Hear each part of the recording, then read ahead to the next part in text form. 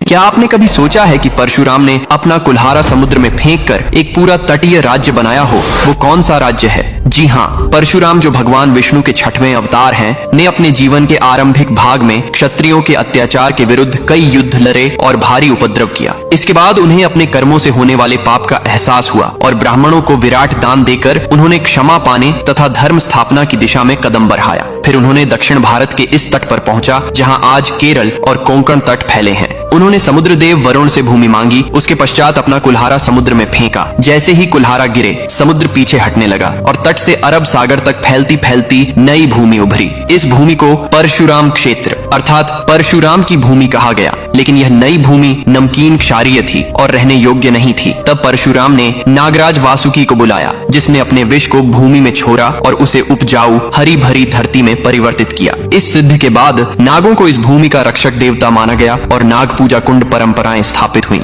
इसके साथ साथ यह कहा जाता है कि जब ब्राह्मणों को इस भूमि में बसाया गया तो उन्होंने शार्पती सेवा की और परशुराम ने कहा कि यदि कभी संकट हो तो मुझे स्मरण करें। इस प्रकार केरल राज्य का निर्माण हुआ और आज भी केरल तटवर्ती क्षेत्र को पौराणिक रूप से परशुराम क्षेत्र के नाम से जाना जाता है। इससे परशुराम जयंती त्योहार की शुरुआत हुई, जिसे हिंदू कैलेंडर के वैसाख महीने की शुक्ल तृतीया को मनाया जाता है। इस दिन भक्त उपवास रखते हैं, विधि पूजा करते हैं और भगवान परशुराम को याद कर धर्म और न्याय की स्थापना में संकल्प लेते हैं। श्री कृष्ण के भक्त कमेंट में जरूर लिखना, जय श्री कृष्णा।